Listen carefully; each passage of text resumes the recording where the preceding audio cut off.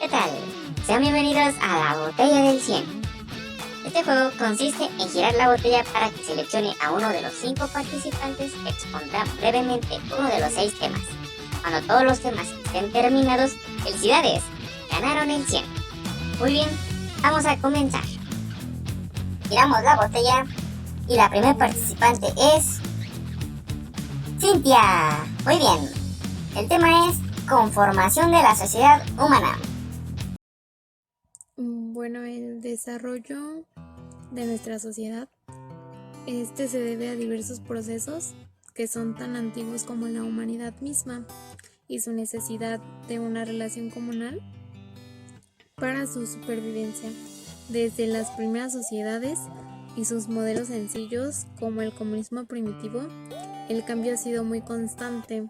El manejo de la agricultura, el cambio pues también tiene que ver con el aumento demográfico y la localización cerca de ríos permitieron que estos grupos crecieran y su modelo de vida fuera un poco más sencillo y más complejo hasta desarrollar grandes poblados considerados como ciudades.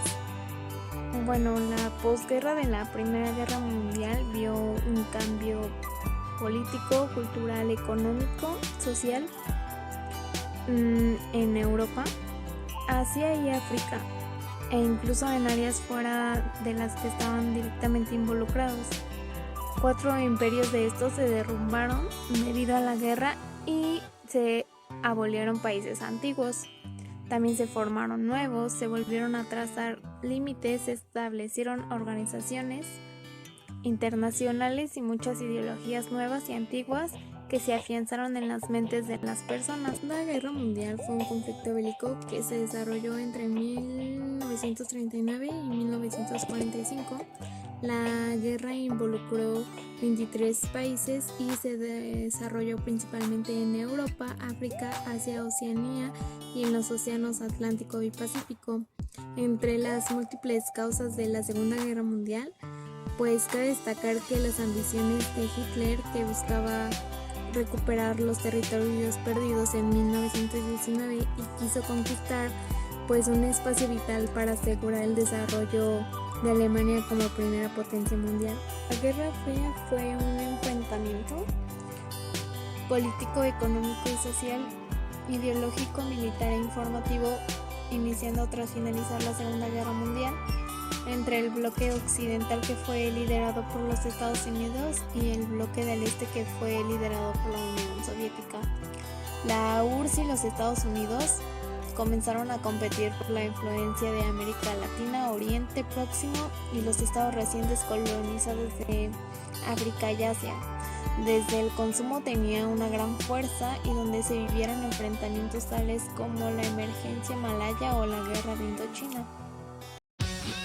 Continuamos. Y ahora el siguiente participante es Isabel.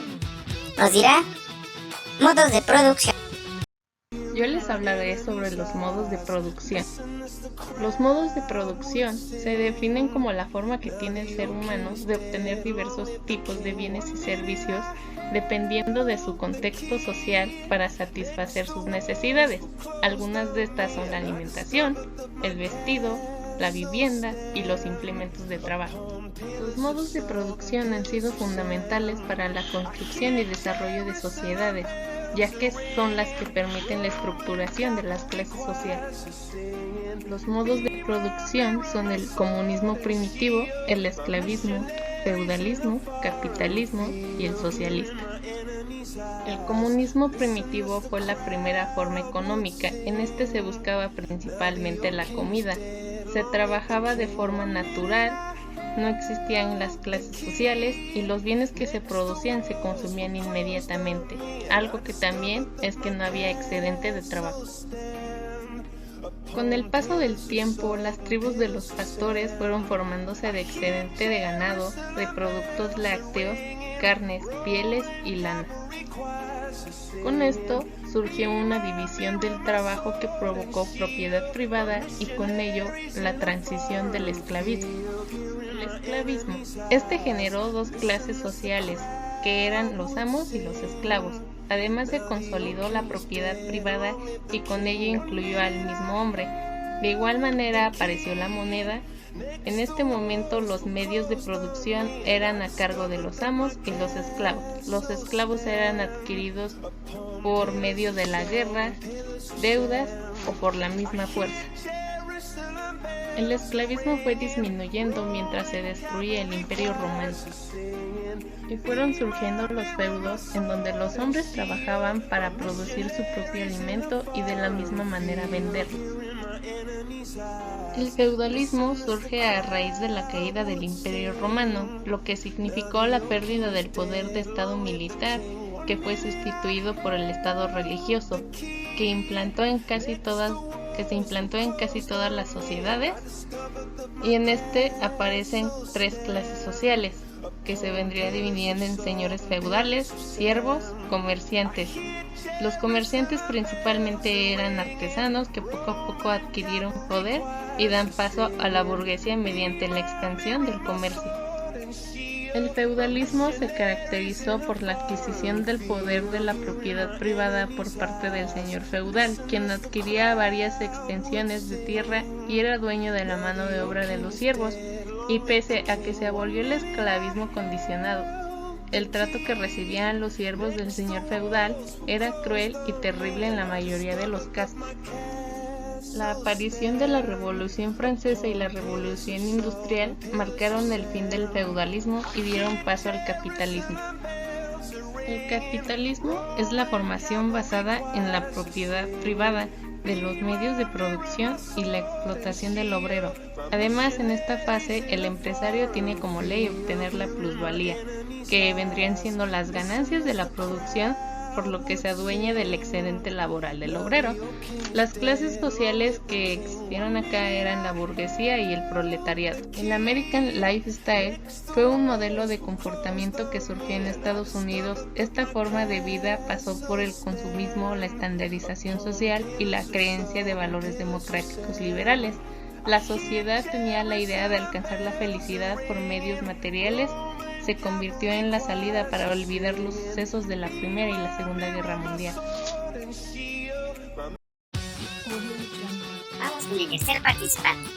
El turno es de Alejandra, con el tema de los asentamientos humanos y la ordenación territorial. Sabemos que son sistemas complejos en los que se interactúan seres humanos, cosas naturales y recursos, y que generan una gran diversidad de circunstancias que producen tensiones en los ecosistemas naturales, en la equidad social, entre otras. Tensiones que, por así decirlo, tienen el potencial de generar oportunidades o poner en peligro la convivencia de personas que habitan en los asentamientos. Estas concentraciones son el resultado de decisiones de mayores y mejores oportunidades realmente. En el modelo urbano tenemos la traza urbana. En esta, cada tipo de traza determina la ciudad, aunque en una sola pueden contener varios tipos de esta. Por ejemplo, tenemos el plano de Damero, que sería el plano ortogonal. La disposición más frecuente de los centros urbanos estadounidenses es el plano ortogonal. En ángulo recto crean manzanas rectangulares. Entonces, no obstante, este plano puede variar en función de la configuración del lugar, ya sea el lugar, en este caso sería Boston, de la historia de la ciudad, en este caso sería Washington. Tenemos también un ejemplo, sería el plano en tablero. En esto sabemos que no es ni una novedad ni una extensión en la época moderna. Las ciudades antiguas, ya sea como Alejandría, Pompeya o medievales, que serían las Bastidas, aplicaban ya esta organización, y otras ciudades del continente americano la adaptaron en los siglos XVII y XVIII. El plano ortogonal responde a las exigencias de rapidez de la racionalización del espacio. En fin, en el modelo urbano también existe la organización de descripción de los barrios. Esas serían las grandes ciudades estadounidenses, ya que tienen una estructura y una organización similar que sigue un modelo, podría decir que concéntrico, o sea, que es el centro de negocio. En el centro se encuentra la central de Business District o centro de negocios. Le Corbusier expuso sus 5 principios de la nueva arquitectura que fueron publicados en 1927. Uno de ellos fue la pilotis. Esta es una rejilla de columnas que sustituye los muros de carga, en la cual permite a los arquitectos aprovechar mejor el espacio del suelo. Otra sería plantas libres. Esta se trata de los espacios de vida flexibles que pueden adaptarse a los cambios de estilo de vida gracias a la ausencia de muros de carga. También estarían los jardines en azoteas, un techo plano cubierto de vegetación que mantiene la humedad constante y regula la temperatura. Otra de su propuesta fueron las ventanas horizontales. Estas son cortadas a través de paredes no portantes. Estas tiras proporcionan vistas panorámicas y luminosas uniformes. Y otro serían las fachadas libres. Bueno, en esta sección son abiertas y cerradas que permiten a la fachada conectar o separar activamente elementos de diseño interior y exterior. Claramente la filosofía de Le Corbusier era tanto funcional como formal. Gran parte de su trabajo se centró en cómo la buena arquitectura puede afectar a los paisajes sociales. Sigamos, y es el turno de Isabel.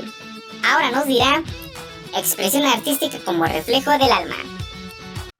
El arte abstracto se originó en el siglo XX. Este propone una realidad distinta a través de un lenguaje propio e independiente de formas, colores y líneas. Este influyó en la pintura, escultura y literatura. Sus características son que tiene un lenguaje visual, exalta la fuerza del color y es lo opuesto al arte figurativo, además de que el pensamiento del artista es el principal. El expresionismo surge en Alemania a principios del siglo XX. El objetivo de los artistas era transmitir en sus obras el sentimiento que desean representar de la forma más sincera posible. El expresionismo tuvo diversos campos, lo que vendría siendo las artes plásticas, literatura, música, cine, teatro, danza y pintura. El expresionismo busca deformar la realidad desde una mirada subjetiva, transmitir sentimientos y emociones al espectador. Sus características vendrían siendo los colores intensos, las líneas extensas y es estilizada. El surrealismo fue un movimiento de vanguardia fundado en 1924 por André Breton. La palabra surrealismo significa que está por encima del realismo. El surrealismo consistió en la expresión del subconsciente que intenta sobrepasar lo real impulsando lo irracional. Este se vuelve internacional llegando a diferentes países como lo son Estados Unidos, México, Inglaterra, Dinamarca, Checoslovaquia y Japón. El arte metafísico fue un movimiento artístico de origen italiano que se desarrolló entre 1917 y 1921 y fue creado por Giorgio de Chirico y Carlo Carra. En este movimiento los artistas pretendían explorar la vida interior del subconsciente mezclando con objetos cotidianos representados fuera de los contextos habituales, además de que en medio de la Primera Guerra Mundial los artistas muestran en sus pinturas espacios tranquilos.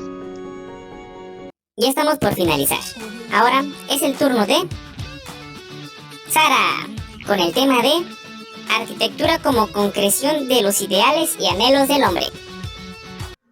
La arquitectura se basaba prácticamente en lo que era el arte y el pensamiento derivados de la cierta inconformidad de la Edad Media y se centraba prácticamente en la glorificación de lo que era Dios y la Virgen María, y cada uno de estos decía que lo divino era la iglesia, y que pues prácticamente ellos decían que cada una de estas tenía hechas con el fin de glorificar a Dios y conseguir lo que era la belleza de la Virgen María. Bauhaus Steve es prácticamente una expresión artística acerca del arte, ya sea arte o arte total. La única diferencia es que el Sejin se dividía y Bauhaus se dividía en una expresión artística que lo veían de diferente forma.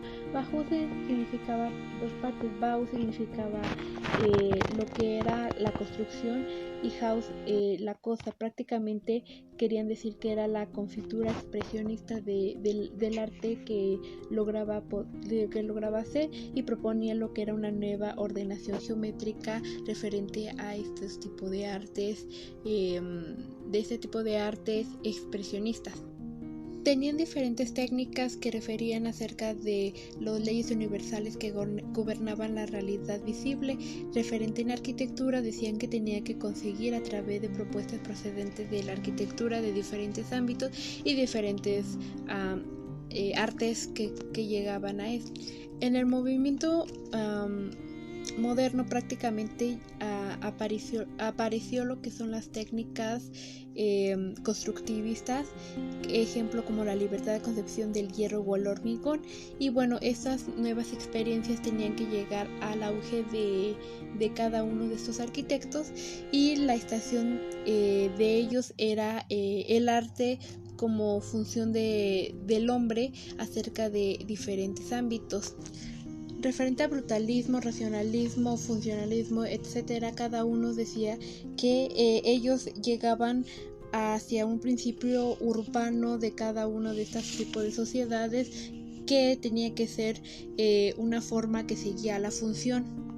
Después del estilo internacional, cuando finalizó lo que era la Segunda Guerra Mundial, no existía la economía mundial y se basaba como un hecho simbólico era Estados Unidos, que ellos decían que tenían lo que era la economía y la cultura de cada uno de los que no pudieron haber logrado en su auge de espontaneidad y del arte total de cada uno de estos artistas que se quisieron expresar de diferente forma y así poder llegar a lo que era la divinidad, que no era Dios.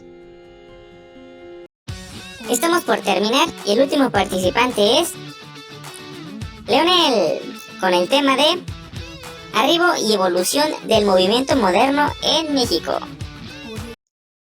Ok, la arquitectura moderna mexicana se desarrolló en el periodo después de la Revolución, donde de esta etapa se desprenden diferentes escuelas y estilos que dejaron huella en la arquitectura mexicana moderna. La arquitectura mexicana moderna se inspira en las corrientes europeas y norteamericanas de la época, pero les da un giro autóctono y nacional. De estos estilos, uno fue el Art Deco, que fue un movimiento de lujo con un trasfondo social. O sea, de cierto modo fue una protesta contra la austeridad después de la Primera Guerra Mundial.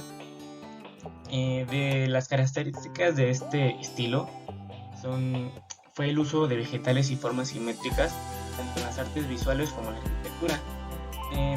Hay también mezcla de estilos como el constructivismo, el cubismo, el fauvismo y hasta el estilo egipcio. Otra de estos estilos fue el funcionalismo, que esta es parte de la idea de que todos los elementos de una sociedad poseen alguna función significativa en ella. Otro de los temas, otro estilo más bien, es el racionalismo, que el racionalismo es una corriente filosófica que acentúa el papel de la razón en la adquisición del conocimiento. O sea, contrasta con el empirismo, que resalta el papel de la experiencia con todo el sentido de la percepción. El expresionismo. Aquí en México el expresionismo surgió originalmente, de hecho, fue un movimiento muralista mexicano, a raíz indigenista. Los representantes estaban vinculados política y socialmente con la revolución de 1910. Estos hacían al fresco, los murales hacían el fresco de edificios públicos y pues ahí pintaban más que nada pues lo que pasaba o lo que estaba pasando. El estilo internacional era adecuado para todos los países y culturas. Este estilo incluye la simplicidad de formas, funcionalidad, estructura limpia y faltas de ornamentación. De hecho, este estilo era el rechazo de los estilos tradicionales, era más que nada más libre. ¡Felicidades! Son los ganadores del 100. Gracias por participar y ver este excelente concurso.